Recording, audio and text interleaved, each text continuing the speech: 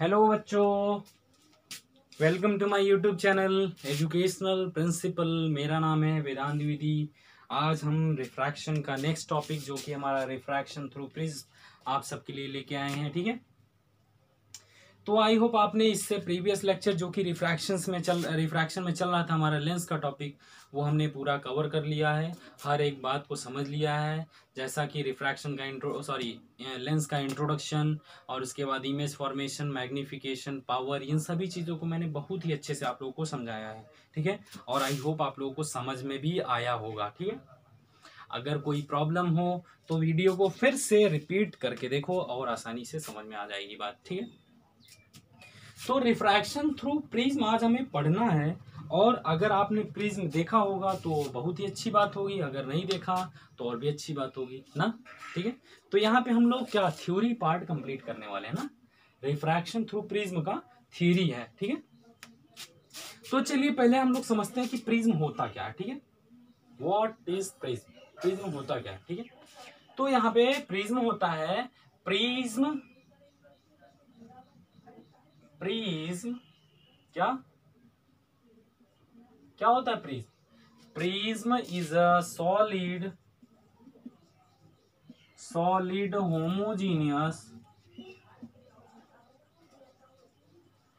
Homogeneous transparent and refracting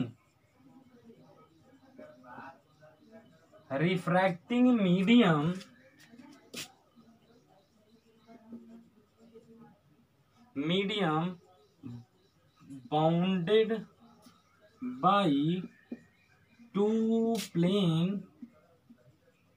surfaces at some inclined at some angle.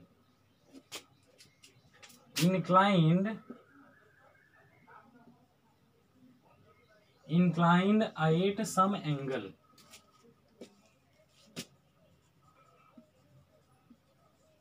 ठीक है, ऐसा solid homogeneous transparent medium, refracting medium, जिसमें दो plane surfaces किसी एक एंगल पे इंक्लाइंड हो, ऐसे फिगर को हम लोग क्या बोलते हैं, प्रिज्म बोलते हैं। ठीक है, अब देखिए यहाँ पे कैसे हम लोग प्रिज्म को ड्रॉ करेंगे।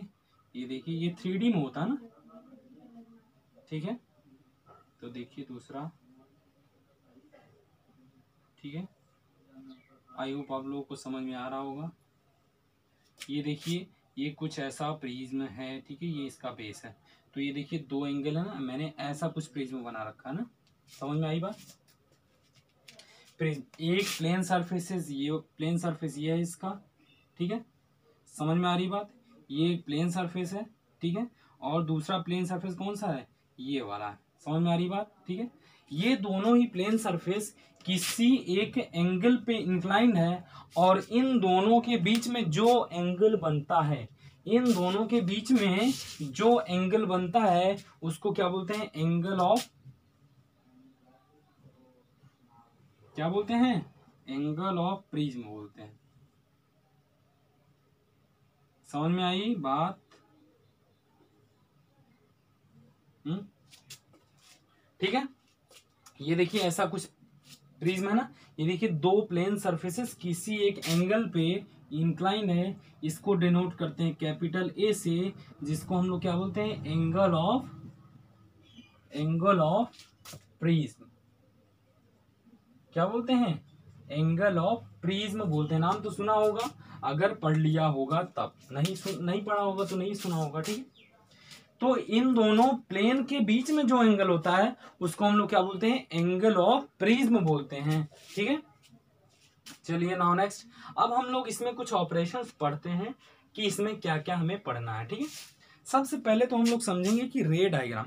देखिए इस प्रिज्म को 3D में दिखाना हम लोगों को जरूरी नहीं है, क्योंकि जो ऑपरेशन हमें जो भी पढ़ना है वो हम एक ट्रायंगल को भी ड्रॉ करके पढ़ सकते हैं। ठीक है, तो इसलिए हम लोग ट्रायंगल से ही इस बात को समझेंगे। ठीक है, तो चलिए हेडिंग लगाइए क्या, अब हम लोग पढ़ेंगे रिफ्रैक्शन थ्रू प्रिज्म। ठीक है, इतना नोट कर लिया होगा आपने। What is prism? Prism is the solid homogeneous transparent refracting medium bounded by the two plane surfaces inclined at some angle. ठीक है, चलिए अब हम लोग पढ़ते हैं वो रिफ्रैक्शन थ्रू प्रिज्म। ठीक है, तो जैसा कि मैंने आपको बताया कि रिफ्रैक्शन थ्रू प्रिज्म पढ़ने के लिए हम एक ट्रायंगल का यूज करेंगे और उसमें सारे ऑपरेशंस को समझेंगे कि इसमें क्या हो रहा है। ठीक है, चलिए फटाफट समझते हैं। ठीक है, चलिए समझ रहे हैं इतनी बात। ये हमारे पास क्या है? ये प्रिज्म है। क्या है? प्रिज्म है। समझ में आई बात। मान लेते हैं हमारे प्रिज्म के आउटसाइड क्या है? एयर है। क्या है? एयर। ठीक है, अब ये क्या है? ये हमारे पास प्रिज्म है, इसलिए ये क्या है? ग्लास है। क्या है? ग्लास है। अब मान लेते हैं इसका रिफ्रैक्टिव इंडेक्स म्यू है। ठीक है, म्यू है। समझ में आई बात? इतनी बात क्लियर है। मैंने एयर माना और ग्लास माना। अब किसी भी एक रे को हम लोग इस पे इंसिडेंट करवाते हैं। ठीक है, समझ में आई बात? तो ये रे आ रही है, इसलिए इसको क्या बोलेंगे? इंसिडेंट रे बोलेंगे। इंसिडेंट रे बोलेंगे। क्या बोलेंगे? Incident ray. ठीक है, अब रे डायग्राम बनाने के लिए मैंने आपको क्या बता रखा है कि जिस सरफेस पे रे इंसिडेंट हो रही है, ठीक है, उसको उस सरफेस पे सबसे पहले हमको क्या करना पड़ेगा? एक परपेंडिकुलर ड्रॉ करना पड़ेगा। मैंने देखो ये परपेंडिकुलर ड्रॉ कर दिया। ठीक है, अब देखिए ये जो एंगल परपेंडिकुलर के साथ बना रही है इंसिडेंट रे, उसको क्या बोलते हैं? आई। यानी इंसिडेंट रे जो नॉर्मल के साथ, इसको क्या रिप्रेजेंट करो? नॉर्मल। ठीक है, इंसिडेंट रे जो नॉर्मल के साथ एंगल बना रही है उसको क्या बोलते हैं? इंसिडेंट एंगल बोलते हैं। क्या बोलते हैं? इंसिडेंट एंगल बोलते हैं। चलिए इतनी बात क्लियर है। अब देखिए यहां पे जो रे है वो एयर से ग्लास में जा रही है। एयर से ग्लास में जा रही है, इसका मतलब एयर क्या होता है? रेयरर होता है, और ग्लास क्या होता है? डेंसर होता है। तो जब रे रेयरर से डेंसर जाएगी तो किधर बेंड होगी? किधर बेंड होगी? तो हमें ये आसानी से पता है कि टूवर्ड्स नॉर्मल जाएगी। कैसी? टूवर्ड्स नॉर्मल जानी चाहिए। ठीक है, समझ में आई बात? इतनी बात क्लियर है। ठीक है, तो अगर ये एंगल ऑफ इंसिडेंस है तो ये क्या होगा? ये होगा रिफ्रैक्शन एंगल। तो इसको मैं यहाँ पे 2 बार रिफ्रैक्शन होगा, इसलिए मैं मान लेता हूं ये क्या है? R1 है। ठीक है, इसको मैं मान लेता हूं R1।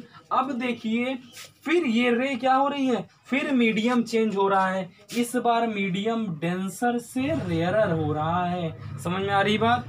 मीडियम क्या हो रहा है? डेंसर से रेयरर में जा रही है रे, इसलिए फिर यहाँ पे क्या होगा? फिर होगा रिफ्रैक्शन। तो रिफ्रैक्शन करवाने का सबसे पहला रूल क्या है? ये एंगल मैंने आपको बता रखा है कि ये क्या है? एंगल ऑफ प्रिज्म ए, जिसको हम लोग बोलते हैं। ठीक है, समझ में आई बात? इतनी बात क्लियर है।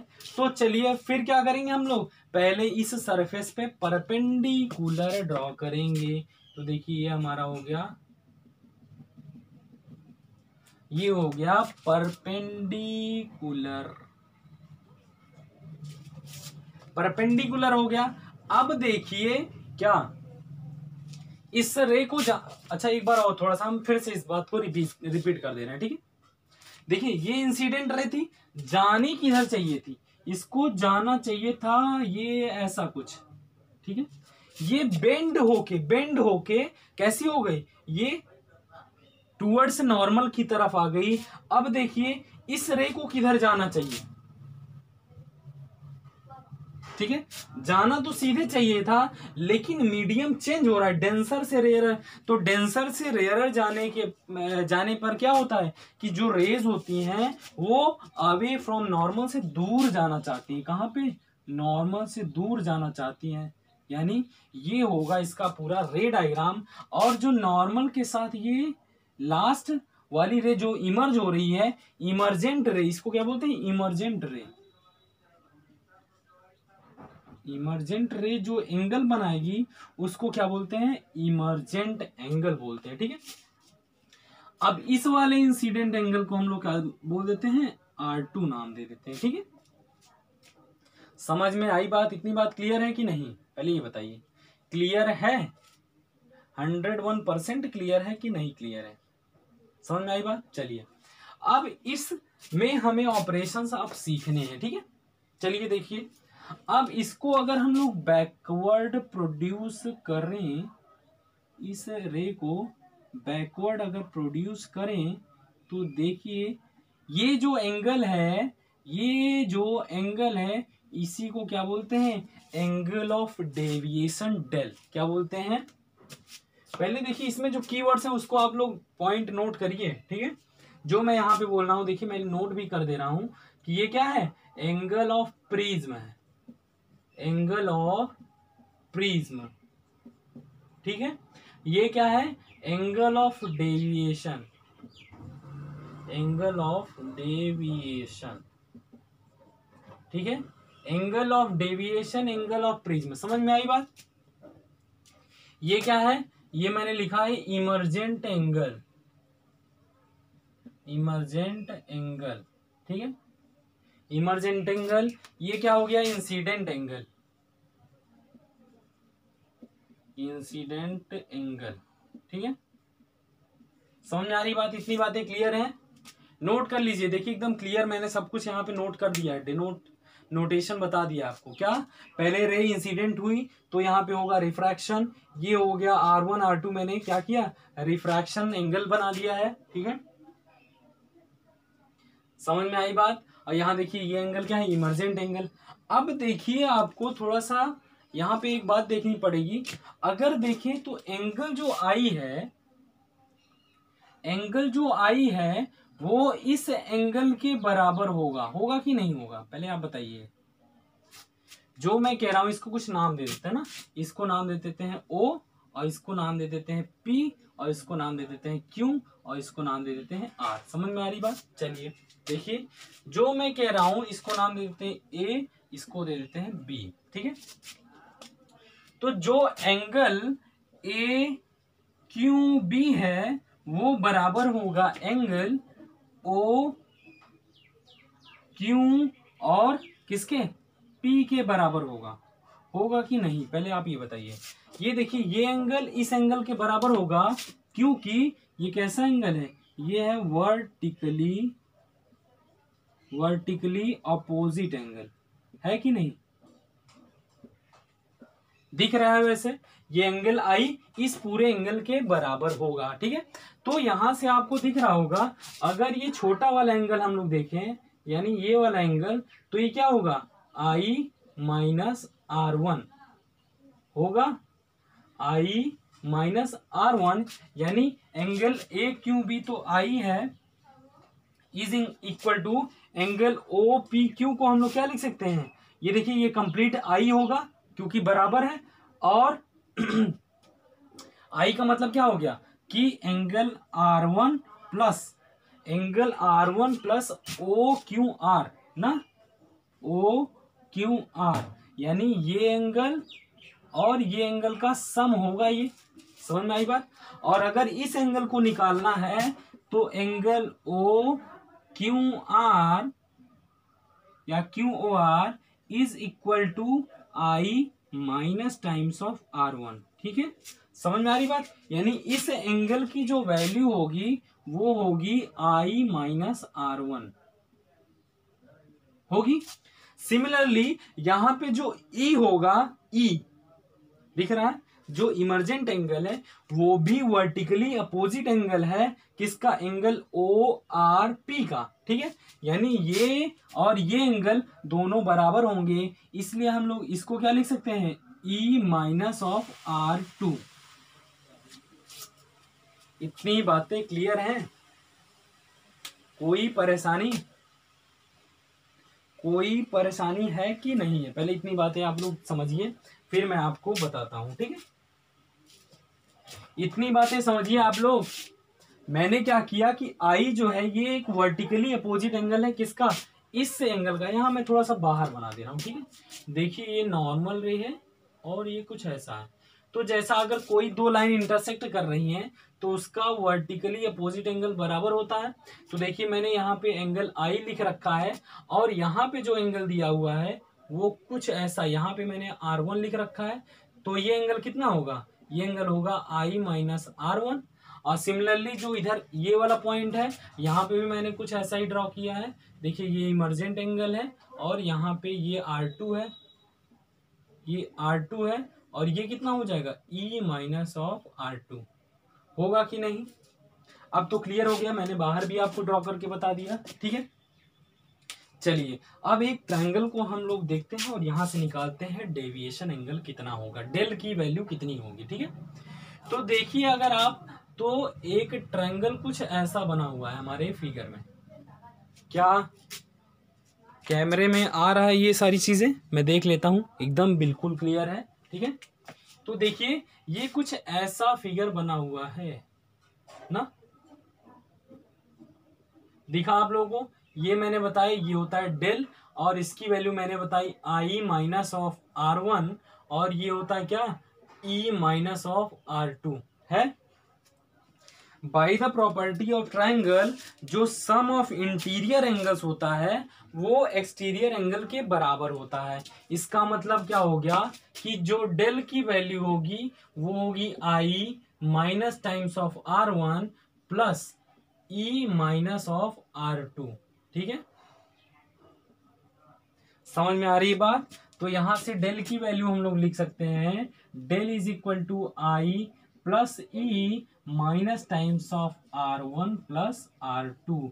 यानी किसी भी प्रिज्म का जो डेविएशन एंगल होता है वो होता है del is equal to I plus E minus times of R1 plus R2। समझ में आई बात? नोट कर लीजिए फटाफट, नोट कर लीजिए फटाफट। इतनी बातें क्लियर है कि नहीं? जो डेविएशन यानी ये जो इंसिडेंट रे है वो कितना डेविएट हो रही है, कितना डेविएट यानी अपने पाथ से कितनी दूरी पे जा रही है, इसको हम लोग क्या बोलते हैं, डेविएशन। डेविएशन कितना शिफ्ट हो रही है, इसको हम लोग क्या बोलते हैं, डेविएशन। और उस डेविएशन एंगल की वैल्यू होती है del is equal to I plus E minus times of R1 plus R2, ठीक है। समझ में आ रही बात? यानी R1 प्लस R2 की वैल्यू क्या होगी, यहां से क्लियर हो गई इतनी बात। चलिए नोट कर लिए इतनी बातें। चलिए अब आगे हम लोग इस पे ऑपरेशन करते हैं, ठीक। चलिए नोट कर लिए, इरेज कर दे इस बात को। Del is equal to I plus E minus R1 plus R2। चलिए अब इसमें एक क्वाड्रिलेटरल आपको दिख रहा होगा। चलिए मैं क्वाड्रिलेटरल को यहां बाहर ड्रॉ करता हूं। ये देखिए ये हमारे पास एक क्वाड्रिलेटरल है, ठीक है। ये एक क्वाड्रिलेटरल है, क्वाड्रिलेटरल है कि नहीं? बिल्कुल है, जैसा कि आप लोगों को दिख रहा होगा। कौन सा मैंने क्वाड्रिलेटरल बनाया, ये देखिए यहाँ पे नाम भी लिख देते हैं ना कौन कौन सा। इसको मैं ए ही नाम दे रहा हूँ, ठीक है। ये दो हो जाएगा ना इसमें, तो इसको मैं दे रहा हूँ नाम ई, ठीक है। देखिए ये एंगल है हमारा ई, ठीक है। और यहाँ पे मैंने लिख रखा है क्यू और यहाँ पे लिख रखा है पी और यहाँ पे लिख रखा है आर, ठीक है। जैसा कि आपको पता है कि ये एक नॉर्मल, ये दोनों ही क्या है, नॉर्मल रे हैं। यानी प्रिज्म के साथ इनका एंगल कैसा होगा, 90 डिग्री। यानी ये भी 90, ये भी 90। यानी ये जो एंगल्स होंगे वो कितने होंगे, 90 डिग्री का होगा। और ये एंगल भी कितना होगा, 90 डिग्री का होगा। क्लियर हो गई इतनी बात? ये 90 डिग्री, ये 90 डिग्री, ये हो गया हमारे पास ए। और ये एंगल कितना होगा अगर आपसे पूछा जाए तो आप बहुत आसानी से ये चीज बता सकते हैं, क्योंकि आपको एक प्रॉपर्टी याद करनी होगी जो कि था कि जितने भी एंगल होते हैं क्वाड्रिलेटरल के, चारों एंगल का सम कितना होता है, 360 होता है। तो चलिए लगाइए, ठीक है। यहां से हमको क्या पता चल जाएगा कि इस एंगल की वैल्यू हमें पता चल जाएगी, इस एंगल की वैल्यू पता चल जाएगी, ठीक है। समझ में आ रही है इतनी बातें? ठीक है, तो लगाइए एंगल, यहां पे लिखिए एंगल कौन सा, Q A R plus angle E Q P plus angle E R P plus angle Q P R is equal to 360 degree. ठीक है, समझ में आई बात? चलिए अब देखिए एंगल क्यू ए आर क्या है, ए है, क्या है, ए है, क्या है ये, ए है, प्लस ई ओ पी, ई ओ पी क्या है 90 डिग्री है, और ई आर पी भी क्या है 90 डिग्री है, और plus angle E Q P R ही तो हमें निकालना है, इज इक्वल टू 360 डिग्री। ठीक है, तो angle O Q Q P R is equal to 360 minus 180 minus times of A, यानी ओ पी आर की वैल्यू होगी 180 degree minus times of A. समझ में आ गई बात? Angle O P R is equal to 180 degree minus of A, यानी इस एंगल की जो वैल्यू है, इस एंगल की जो वैल्यू है वो कितनी है 180 degree minus times of A. समझ में आ गई बात? ये इस एंगल की वैल्यू मैंने बताया क्या 180 माइनस टाइम्स ऑफ ए। ठीक है, इतनी बातें क्लियर है, नोट कर लिया आपने? आगे बढ़े, चलिए अब इसी बात को हम लोग आगे बढ़ाते हैं और अब रिलेशन निकालते हैं। किसका रिलेशन? पहले इसको इरेज कर देते हैं, फिर यहां से समझते हैं। यानी इस एंगल की वैल्यू पता चल गई। अब देखिए इस ट्रायंगल में देखिए तो यहाँ पे इन तीनों ही एंगल का सम कितना होना चाहिए 180 होना चाहिए, क्योंकि ट्रायंगल है। तो R1 plus R2 plus 180 minus of A is equal to 180 degree. दिखा कि नहीं, चमका आप लोगों को? देखिए मैं यहाँ पे लिख भी दे रहा हूँ एंगल कौन कौन से मैंने लिखा है। R1 की मतलब R Q P, angle R Q P E plus angle Q R P plus 180 degree minus times of A is equal to 180 degree. यानी 180 से 180 कैंसिल हो गया, यानी R1 plus R2 minus times of A is equal to 0, यानी ए की value जो होती है वो R1 प्लस R2 होती है। ठीक है, समझ में आई? मतलब ए क्या है, एंगल ऑफ प्रिज्म की जो वैल्यू होती है वो होती है R1 प्लस R2, इन दोनों एंगल का सम होता है ये। ठीक है, R1 प्लस R2। अब डेल का फॉर्मूला मैंने आपको बताया था एंगल ऑफ डेविएशन, यहाँ पे नोट कर देते हैं हम लोग। Angle of deviation is equal to I plus E minus times of R1 plus R2 in bracket. ठीक है, तो यहाँ पे R1 प्लस R2 को क्या लिख सकते हैं, वहां पे R1 प्लस R2 को हम लोग लिख सकते हैं del is equal to I plus E minus times of A. एक फॉर्मूला और डेल का मिल गया कि I plus E minus times of A. ठीक है, इतनी बातें समझ में आ गई। हमें मिल गया क्या, डेल का फॉर्मूला मिला, डेल का formula I plus E minus R1 plus R2। फिर मैंने निकाला क्या, प्रिज्म एंगल का रिलेशन किसके साथ, डेल का निकाला, और आई प्लस ई क्या, इंसिडेंट एंगल और इमर्जेंट एंगल। ठीक है, इतनी बातें क्लियर हो गई हैं। प्रिज्म में इससे ज्यादा तो और कुछ नहीं पूछा जाता। अब लास्ट टॉपिक हम लोग समझते हैं, जिसमें हम लोगों को क्या पता करना है कि एंगल ऑफ मिनिमम डेविएशन क्या होता है, उसका रिलेशन क्या होता है, किसके साथ, रिफ्रैक्टिव इंडेक्स के साथ क्या रिलेशन होता है, किसका, एंगल ऑफ प्रिज्म और डेविएशन एंगल का। ठीक है, देखिए मैं इतनी बातें नोट कर लिया आप लोगों ने, आई होप आपने कर लिया होगा। अगर नहीं किया तो वीडियो को पॉज करो और फटाक से नोट करो। ठीक है। चलिए, आप लोगों को देखने में भी ऐसा लगता होगा कि जब इंसिडेंट एंगल बहुत ही छोटा हो जाएगा, यानी very very very very small, जब आई एंड ई बहुत ही स्मॉल, यानी अगर इंसिडेंट एंगल बहुत छोटा हो जाए, अगर इंसिडेंट एंगल बहुत छोटा हम लोग कर दें तो क्या होगा, आई जो होगा वो बराबर हो जाएगा ई के, और R1 होगा R2, मैं एज्यूम करता हूं दोनों बराबर हो गए और इसको लिख सकते हैं R के बराबर होगा। ठीक है, यही कॉन्सेप्ट है किसका, एंगल ऑफ मिनिमम डेविएशन, यानी सबसे मिनिमम डेविएशन पाने के लिए हमको ये दोनों ही एंगल मैंने इक्वल कर दिया, यानी आई और ई की वैल्यू बहुत ही छोटी है और आपस में इक्वल है। देखिए आई और ई की वैल्यू मैंने स्मॉल कर दी, तो देखिए इंसिडेंट एंगल जब छोटा होगा तो R1 भी छोटा होगा और R2 भी छोटा होगा, इसलिए मैं मानता हूं, एज्यूम कर लेता हूं कि R1 और R2 दोनों ही बराबर हैं। अब देखिए इससे फॉर्मूला हमें क्या मिलेगा, अगर आई, यहां पे डेल का फॉर्मूला क्या था, del is equal to I plus E minus times of A, ऐसा था।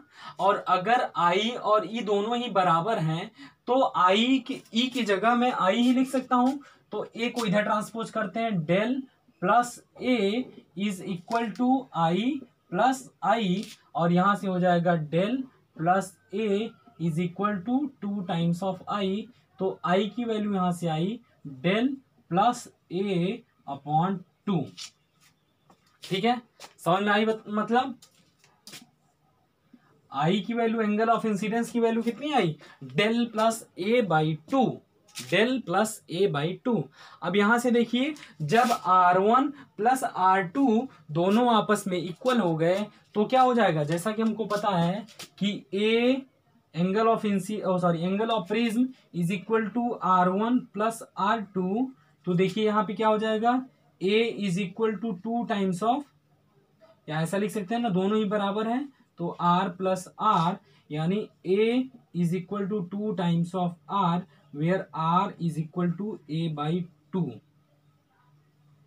इक्वेशन नंबर 1, इक्वेशन नंबर 2, समझ में आ रही बात, कहां से क्या आया, मैंने यहाँ पे एंगल ऑफ डेविएशन का फॉर्मूला यूज किया और मिनिमम डेविएशन निकालने के लिए आई को ई के बराबर कर दिया और R1 R2 दोनों आपस में इक्वल हो गए, यहाँ से आई और आर की वैल्यू मिली। अब जैसा कि हमें पता है रिफ्रैक्शन क्या होता है, रिफ्रैक्टिव इंडेक्स का रिलेशन क्या होता है, sine of I upon sine of R होता है, समझ में आ रही बात, sine of I upon sine of R. अब आई और आर की वैल्यू जब आप लोग लिखेंगे तो हमें क्या मिलेगा, sine of del plus A by 2 upon sine A by 2। ठीक है, समझ में आया, रिफ्रैक्टिव इंडेक्स का रिलेशन क्या है, इंसिडेंट एंगल यानी प्रिज्म का जो डेविएशन और एंगल ऑफ प्रिज्म से क्या रिलेशन है, refractive index is equal to sine A plus del by 2 upon sine A by 2। ठीक है, अब बाकी सारी चीजें आप लोगों को पता होंगी, इसमें टर्म का मतलब समझ में आ रहा होगा, ए क्या एंगल ऑफ प्रिज्म है, डेल क्या है डेविएशन एंगल है। ठीक है, आई होप आप लोगों को डेरिवेशन सारे समझ में आ गए होंगे। चलिए एक क्वेश्चन कर लेते हैं इसी पे, इसी से रिलेटेड। ठीक है,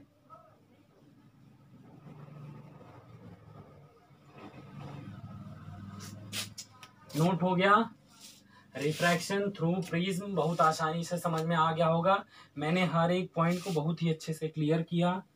ठीक है, चलिए फॉर्मूले सारे याद हो गए होंगे, अगर नहीं याद है तो मैं एक बार फिर से रिवीजन करवा दे रहा हूं उसका। चलिए डेल का रिलेशन पहला मैंने बताया I plus E minus times of R1 plus R2, ये बताया, और R1 प्लस R2 का रिलेशन R1 प्लस R2 होता है, तो यहाँ से डेल की वैल्यू हम लोग लिख सकते हैं I plus E minus times of A. ठीक है, यही दो रिलेशन हमने पढ़े अभी तक। ठीक है, बाकी और कोई रिलेशन में मैंने बस लास्ट फॉर्मूला पढ़ा जो कि ईटा से मतलब एन से रिलेशन था कि एन का मतलब रिफ्रैक्टिव इंडेक्स का रिलेशन क्या था, sine of del plus A by 2 upon sine of A by 2। ठीक है, अब इस चैप्टर का आई थिंक सभी चीजें हो गया है। अब बचा सिर्फ है एनसीईआरटी का न्यूमेरिकल। तो अब नेक्स्ट लेक्चर हमारा जो होगा वो होगा एनसीईआरटी का न्यूमेरिकल। मैं सारे बोर्ड पे यहाँ पे सॉल्व करवाऊंगा, चाहे वो एक्सरसाइज का हो या तो बुक का हो। सभी क्वेश्चन हम लोग A to Z सभी क्वेश्चन करेंगे और यहाँ पे फटाफट एक लेक्चर में कंप्लीट हो जाएगा। ठीक है, चलिए अब हम लोग एक न्यूमेरिकल करते हैं जो कि बेस्ड होगा इसी पे। ठीक है, चलिए क्वेश्चन नंबर 1 कैसे इसको अप्लाई करते हैं, बस इसी क्वेश्चन हम लोग सीख लेंगे और बाकी इससे क्वेश्चन डेरिवेशन तो आता नहीं है। मैं 101% गारंटी ले सकता हूँ इसका कि बोर्ड में इससे न्यूमेरिकल नहीं, मतलब न्यूमेरिकल्स आते हैं लेकिन डेरिवेशन नहीं आता, इसका डेरिवेशन नहीं आता। ठीक है, चलिए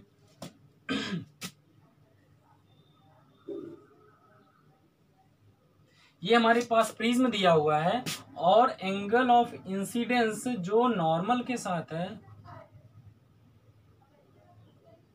जो नॉर्मल के साथ एंगल ऑफ इंसिडेंस है वो 60 डिग्री दिया हुआ है।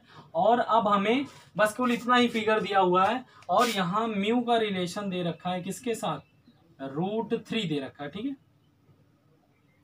अब हमें रिफ्रैक्शन एंगल 1 2 3 सब कुछ निकालना है। ठीक है, और कुछ दे रखा है क्या, नहीं दिया हुआ है। ठीक है, चलिए समझ में आई बात, चलिए करिए इसको क्वेश्चन, वीडियो को पॉज करो, नोट करो, सॉल्व करो। इसको सॉल्व हो गया, चलिए कैसे होगा, यहाँ का रिफ्रैक्टिव इंडेक्स म्यू की वैल्यू 1 यानी एयर है तो एयर का रिफ्रैक्टिव इंडेक्स 1 मानते हैं। ठीक है, चलिए तो पहले हम लोग यहाँ पे स्नेल्स लॉ को अप्लाई करेंगे। तो स्नेल्स लॉ को अप्लाई करना मैंने आपको बता रखा था रिफ्रैक्शन के लेक्चर में। तो रिफ्रैक्शन में क्या था, जहां का रिफ्रैक्टिव इंडेक्स वहां का एंगल। ठीक है, तो यहाँ पे क्या होगा, mu one sine of I is equal to mu two sine of R. ठीक है, यही साइन ऑफ आर तो निकालना है। ठीक है, तो म्यू1 की वैल्यू क्या है, म्यू1 की वैल्यू 1 है, साइन 60 इज इक्वल टू, और म्यू2 क्या है, √3 और साइन ऑफ आर में दिया हुआ है। ठीक है, साइन ऑफ आर की वैल्यू, साइन 60 की value √3/2 is equal to √3 sine of R. ठीक है, √3 से √3 कैंसिल और साइन आर की value, sine R is equal to 1/2 और 1/2 साइन की वैल्यू कितनी होती है, 30 डिग्री। ठीक है, sine R is equal to sine of 30 degree. तो यहां से हमें पता चल गया कि आर की वैल्यू कितनी है, 30 डिग्री होगी। ठीक है, आई की आर की वैल्यू कितनी, साइन 30 डिग्री। अब डेविएशन की वैल्यू अगर हम लोग निकालते हैं, क्या डेविएशन की वैल्यू निकालते हैं, और यहाँ पे जैसा कि एक इंफॉर्मेशन और दे रखी थी, मैंने उसको क्वेश्चन में नोट नहीं किया कि ये एंगल क्या है, ये एंगल है, सॉरी ये ट्रायंगल जो है वो एक इक्विलेटरल ट्रायंगल, यानी सभी साइडें इसकी बराबर हैं। और सभी साइडें बराबर हैं तो आप लोग को एक इंफॉर्मेशन और पता होगी कि इक्विलेटरल ट्रायंगल का जो सारा एंगल होता है वो कितना होता है, 60 डिग्री का होगा। तो यहाँ से अब ये R1 की वैल्यू पता चल गई, तो R2 का वैल्यू हमें निकालना है। तो एक रिलेशन हमको पता था, A is equal to R1 plus R2। तो R1 की वैल्यू कितनी पता है हमको, A की वैल्यू 60 हो गया, R1 की वैल्यू यहाँ से आई 30 डिग्री प्लस R2, तो यहाँ से R2 की वैल्यू हमें पता चल गई 60 minus of 30 is equal to R2, यानी 30 डिग्री होगी R2 की वैल्यू। ठीक है, अब हमें बताना है डेविएशन।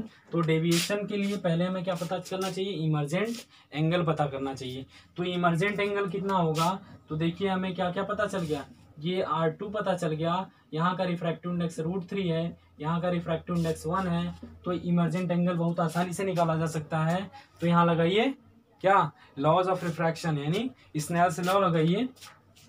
तो जहाँ का रिफ्रैक्टिव इंडेक्स यानी mu two sine of sine of 30 degree is equal to, समझ में आई बात? पहले आप लोगों को क्लियर करना पड़ेगा ना। देखिए यहाँ पे मैं इसी फिगर को अच्छे से ड्रॉ कर दे रहा हूं जिससे आपको समझ में आ जाए। देखिए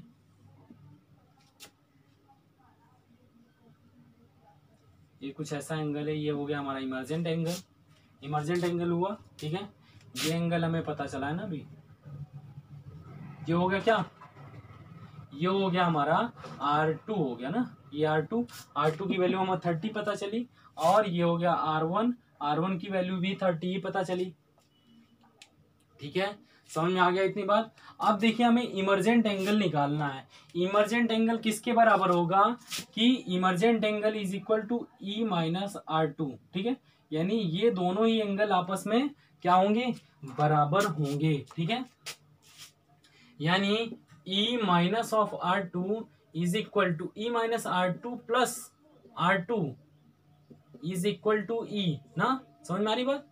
ये देखिए ये वर्टिकली अपोजिट एंगल होगा, वर्टिकली अपोजिट एंगल होगा, होगा कि नहीं? ये दोनों एंगल मैंने अभी प्रूफ किया ना कि ये वर्टिकली अपोजिट एंगल्स हैं दोनों। समझ में आ रही बात ना। तो अब ये क्या हो गया, ये नॉर्मल के साथ R2 एंगल बना रहा है, नॉर्मल के साथ ही। ये देखिए ये हमारा नॉर्मल एंगल है, सॉरी ये देखिए ये ऐसा, ये कोई इंसिडेंट रे हो गई। अब ये एंगल हमें 30 दे रखा है, तो अब हमें बताना है कि इमर्जेंट एंगल कितना होगा। तो इमर्जेंट एंगल के लिए हमें फिर स्नेल्स लॉ लगाना पड़ेगा। तो μ2 sin 30 साइन R2, जहां का एंगल वहीं का, जहां का एंगल वहीं का रिफ्रैक्टिव इंडेक्स, और यहाँ पे हो जाएगा μ1 और साइन ऑफ E। तो μ2 की वैल्यू √3 दे रखी है, और साइन ऑफ R2 की value sine of 30 degree is equal to μ1 की वैल्यू 1, और साइन E तो हमें निकालना ही है। तो √3 की वैल्यू √3 और साइन 30 की value 1/2 is equal to sine of E, और ये देखिए √3/2 is equal to sine of E दिया हुआ है। अब साइन E की वैल्यू √3 के बराबर कब होती है, तो इसको पता करने के लिए, इसको पता करने के लिए पहले क्या करना पड़ेगा, साइन 60 की वैल्यू कितनी होती है, √3/2, यानी 60 degree is equal to E, ठीक है। समझ में आ गई बात? E की वैल्यू हमें मिल गई 60 डिग्री, ठीक है। अब हम डेविएशन एंगल निकाल सकते हैं। तो डेविएशन एंगल का फॉर्मूला क्या था, del is equal to I plus E minus times of A, ठीक है। I plus E minus times of A, तो I की वैल्यू कितनी है 60, E की वैल्यू कितनी है 60 माइनस ऑफ 60, यानी डेविएशन एंगल कितना हुआ 60 डिग्री, ठीक है। तो आई होप मैंने इसमें सभी चीज़ें इंक्लूड कर दी। समझ में आई बात? जितना अभी तक मैंने पढ़ा उसमें मैंने देखिए आपको इंसिडेंट एंगल और ये R1 R2 कैसे निकालेंगे, स्नेल्स लॉ का यूज़ करके, और इमर्जेंट एंगल कैसे निकालेंगे, इन सभी चीज़ें का मैंने बहुत ही अच्छा सा एग्जाम्पल दिया, और आप लोगों को आई होप समझ में भी आ गया होगा, ठीक है। तो इस लेक्चर को यहीं पे समाप्त करते हैं, और रिफ्रैक्शन का ये लास्ट टॉपिक था। अब इसके बाद हम लोग पढ़ेंगे ऑप्टिकल इंस्ट्रूमेंट्स, बट एनसीईआरटी के बाद। पहले एनसीईआरटी सॉल्व करेंगे, फिर उसके बाद रिफ्रैक्शन ऑप्टिकल इंस्ट्रूमेंट शुरू करेंगे, ठीक है। आज के लिए बस इतना ही, और ऑल द वेरी बेस्ट, पढ़ाई करते रहो।